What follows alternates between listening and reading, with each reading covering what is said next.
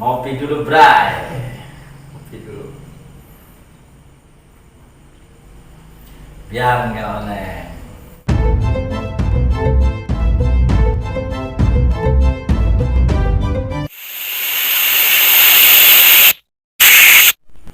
Assalamualaikum warahmatullahi wabarakatuh. Ketemu lagi dengan saya Muhammad Al-Nurdin di channel YouTube Pedang Golok Nusantara.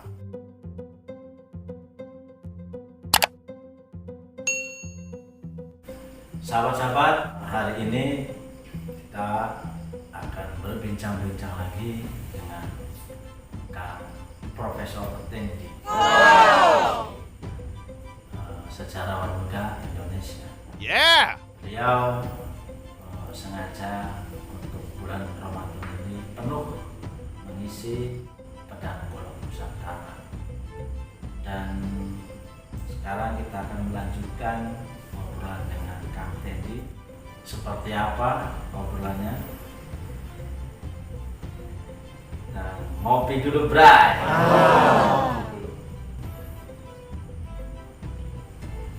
Biar nggak oleng. Oke, sahabat-sahabat, kali ini saya akan bertanya ke Kang Tendi terkait dengan masa Empu Cirebon.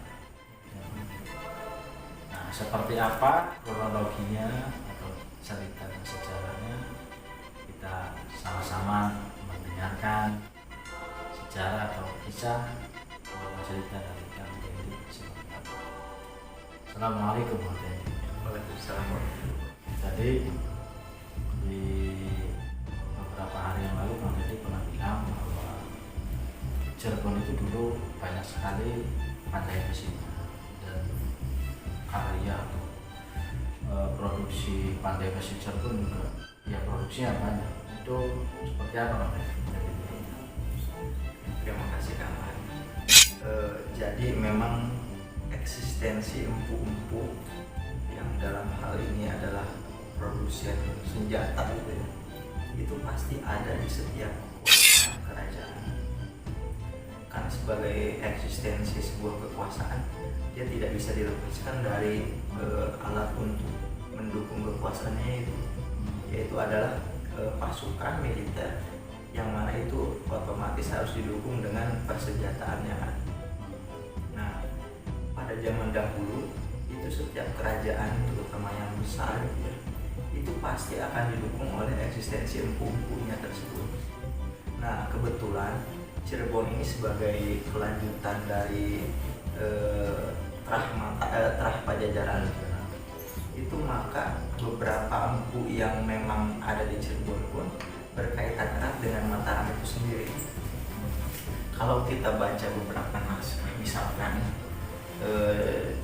dalam dunia Tosan Aji misalkan itu ada Serat Paniti Kadga, Serat Paniti Kadga, dan juga ada lagi sejarah empu Tanah Jawi itu yang menyatakan bahwasanya pada saat zaman Pajajaran itu banyak, terutama ketika mendekati akhir dari kekuasaan Pajajaran itu, banyak empu-empunya yang bermigrasi ke daerah-daerah lain. Misalnya ada empu Hangga yang ke Jawa Timur, ke daerah Tuban, yang masih wilayah Majapahit ya. Lalu ada juga yang ke Madura, empu Kasa itu masih turunan dari Pajajaran juga. Dan yang keris yang banyak terkenal Nisombro. Iya, empu yang perempuan itu yang satu-satunya terkenal cantik dan juga pintar dalam mengolah besi gitu, ternyata turunan Pajajaran juga. Dan salah satunya yang kemudian terkenal dan datang ke Cirebon itu adalah Empu Sanggabumi yang ke Cirebon. Jadi di Empu Sanggabumi ini orang Pajajaran. Terusnya itu dia itu merantau sampai ke Minangkabau. Di Minangkabau ini berkarya juga, makanya hubungan kalau kita baca naskah yang pernah ditulis oleh Tom Ide itu yang berjudul Suma Oriental itu, kita akan melihat bahwasanya Pajajaran itu memiliki hubungan niaga yang sangat erat dengan beberapa daerah di Pulau Sumatera. Di situ dinyatakan bahwasanya Prabu ataupun Raja Sunda itu memiliki kuda-kuda yang diambil dari daerah Pariaman. Dan itu jumlahnya bukan Pariaman ratusan tapi ribuan. Pariaman Di daerah Sumatera Barat sekarang. Dan ternyata empu yang saya bicarakan tadi, Pusaka Bumi ini pernah berkarya di sana di Minangkabau. Makanya Tosananya itu agak mirip-mirip. Nah, ketika dia sudah lama di sana, pulang kembali ke Pajajaran, ternyata Pajajaran itu mendekati masa akhirnya itu, akhirnya dia pindah ke Cirebon. Dan di Cirebon ini ikut eksistensi dengan Kesultanan Cirebon dan berganti nama menjadi Sang Brahma Gedali. Sang Brahma Gedali. Ya. Jadi mungkin Karya beliau yang paling populer apa? itu sebenarnya tidak ada keterangan khusus tentang itu. Misalkan membuat apa gitu ya di Cirebonnya tuh. Tapi yang jelas itu menjadi pendukung persenjataan dari eksistensi kerajaan Cirebon tersebut. Pada tahun berapa? Itu sekitar abad ke-15-an. Ya, abad 15 dan juga sultannya itu di zaman Sunan Gunung Jati. Dan itu memiliki kaitan yang erat dengan bagaimana Kesultanan Cirebon itu memiliki kekuatan persenjataannya itu sendiri. Karena nggak mungkin lah kalau kekuasaan pengen didukung itu ya dengan kekuatan, pasti nggak mungkin kalau tanpa ada senjata gitu. Dan nampaknya ini yang menjadi penghias ataupun juga pelengkap dari kesultanan itu adalah keturunan-keturunan dari Sang Brahma Gedali itu. Iya. Tapi memang jadi sementara ini Kang Tendi menilai bahwa Brahma Gedali ini cikal bakal dari empu di Cirebon. Iya, betul. Sebelumnya ada itu kan sumber naskah itu. Sumber naskahnya bisa ada, bisa juga. Iya, betul. Karena dalam tradisi lisan lain, misalkan kita lihat Desa Jemaas itu yang sekarang terkenal dengan pandai besinya itu di Cirebon, itu diriwayatkan menurut tradisi masyarakat yang ada itu memiliki kaitan dengan Rah-ke Cakrabuana. Cakrabuana itu orang Pajajaran. Jadi ternyata meskipun kita tidak tahu secara pasti itu mana yang benar gitu ya, tapi eksistensi Cirebon nggak bisa dilepaskan dari Pajajaran. Apalagi kan Cakrabuana juga terkenal aja bukan dengan keris, misalkan keris apa, tapi dengan golok cabang. Dan itu setidaknya menjadi bukti bahwasanya Cirebon itu sudah identik dengan golok sejak awal pendiriannya. Nah, itu terus berkembang dari waktu ke waktu hingga puncaknya itu perkembangan empu-empu itu terjadi di masa ketika Cirebon ini terlibat dengan masalah, terutama apa ya istilahnya itu, peperangan mungkin itu ya, persoalan politik yang salah satunya adalah perang bagaimana petinggi-petinggi Cirebon itu untuk memerangi Belanda, yang salah satunya mungkin kita tahu itu terkenal di zaman Sultan Matanghaji. Itu produksi senjata itu terjadi besar-besaran saat itu. Karena mungkin tahun berapa itu di akhir abad ke-18 1700 berapa sampai akhirnya meninggal di 170-an. Karena kan pada akhirnya kalah juga ya. Iya, maksudnya kalah di sini karena mungkin persenjataan mereka lebih lengkap dan juga banyak orang kita yang menjadi pendukung POC itu.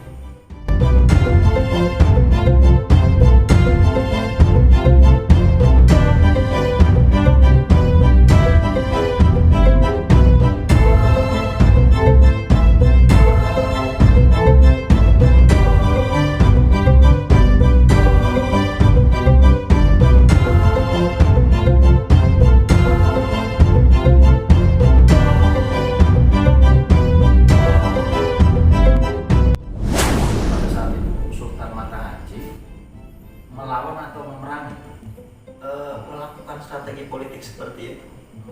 Dengan caranya itu melakukan tidak tunduk kepada POC, dan kemudian kebijakan-kebijakan yang digariskan POC itu tidak dikerjakan gitu. Nah pada saat itu Sultan Matanghaji masih berkedudukan di Kesultanan. Iya, Kesultanan Kasepuhan. Iya, betul. Nah pada saat itu posisi VOC ada di mana? Kalau gambaran sekarang Ya sebenarnya secara struktural melalui kekuasaannya. Iya, melalui perjanjian 1681 yang awal itu Cirebon itu 3 pangerannya, yaitu Kasepuhan, Kanoman, dan satunya Panembahan, itu diakui sebagai negara sahabat atau negara mitra Untuk VOC untuk POC tahun 1681. Tapi dalam perkembangannya kan ada pembaharuan perjanjian gitu. Ada perjanjian misalnya Perangko-Istek 1685, lalu ada juga yang tahun 1699, lalu ada juga 1706 pengangkatan Arya Carbon sebagai Bupati Priangan dan sebagainya. Itu membuat struktur yang tadinya sebagai mitra dan negara sahabat berubah kemudian menjadi vasal atau negara bawahan. Dan meskipun dalam beberapa saat itu terjadi hal itu, namun ternyata mulai ada kesadaran bahwasannya kita nggak bisa nih tunduk kepada orang asing, yang salah satunya terjadi sejak Pangeran Sultan Amir Sena dan puncaknya itu terjadi pada masa Sultan Matanghaji itu. Sultan Amir Sena, Sultan Kasepuhan keempat, tahun sekitar 1750-an. Oh pada dari tahun 1681 sudah melakukan kerjasama dengan VOC. Iya, betul. Waktunya lama sekali kan? Ya, beberapa puluh tahun lah. Sultan Matanghaji tahun 1000 meninggalnya 1780, hampir 100 tahun. Ya, tapi itu kan tidak sepenuhnya tunduk. Dalam artian POC itu waktu itu tidak juga misalkan semua hasil dagang ambil proses, enggak. Tapi memang ada sistem hitungan-hitungan tertentu. Ya kayak sekarang aja negara pinjam ke dunia ya, modelnya gitu. Harus gitu ya konsekuensinya. Rasanya juga sepertinya sama ya kan. Artinya bukan dijajah gitu. Sebetulnya iya, artinya kalau konteks sehari ini nih. Nah, jadi kalau tadi bahasa Kang Tendi ya bentuknya adalah kerjasama atau negara sahabat bagi VOC, berarti kayak negara hari ini itu jadi sudah berapa puluh tahun kan negara punya hutang atau berhutang ke bank dunia, dan kita sampai dengan hari ini sejak tahun 1945 kita sudah dianggapnya sampai dengan sekarang itu merdeka walaupun berhutang, jadi kayak sama gitu. Nah, memang bedanya mungkin ya, meskipun ada dalam beberapa ada kesamaan gitu, tapi dalam beberapa hal lain juga memang ada perbedaan yang sangat distinktif gitu. Misalkan gitu ya, saat itu tuh bangsa-bangsa tuh belum memiliki kesadaran yang sama itu, bahwasanya mereka suatu kesatuan, masih pribadi-pribadi aja, sehingga mereka membangun kekuasaan ya untuk kaumnya sendiri saja gitu. Yang lainnya mau untung mau enggak, yang penting kelompok mereka dalam keadaan baik aja gitu. Itu. Tapi ya itu tadi ya, ketika proses yang dilakukan resistensi yang dilakukan Sultan Matanghaji itu akhirnya berbuah juga pada perkembangan Golok Cirebon. Itu kan produksi besar-besaran tuh. Akhirnya banyak banget golok sahabat dibuat gitu kan. Jadi golok-golok dari mana ditiru kayak gitu ya. Mungkin ada kan, kalau itu nggak bisa dinafikan ya. Maksudnya tuh orang melihat yang bagus pasti diingin niru dan sebagainya. Tapi yang jelas kalau golok panjang itu memang sudah lama sih diketahui tradisinya. Justru di Cirebonnya sendiri dari sekian banyak golok itu, yang namanya golok cabang itu ya tidak banyak gitu. artinya kayak pedang sabot apa kan banyak sekali. Iya. Dilihat dari handle juga ini Cirebon, tapi ketika ya sampai dengan hari ini saya melihat cabang Cirebon itu ada, cuma ya posisinya bingung seperti apa, apakah kayak Lampano atau kayak Yang dibelah dua yang itu ya. kayak Sayyidina Ali itu, Iya. budaya Arab kayak gitu. Nah mungkin deh pada saat itu Empu Brahma Gedali Brahma Gedali itu punya keturunan. punya keturunan, cuma di naskah itu tidak disebutkan siapa-siapanya. Namun yang jelas kalau kita susuri gitu ya, toponimi daerah ataupun desa-desa yang ada di sekitar Cirebon itu banyak sekali yang mengandung hubungan dengan masalah metalurgi atau juga masalah apa tuh namanya, persenjataan militer ini, dalam artian senjata tajam gitu ya.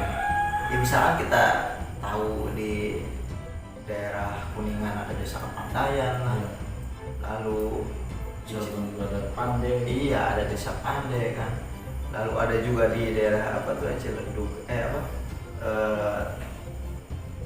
Belawa itu juga ada Kepandaian juga.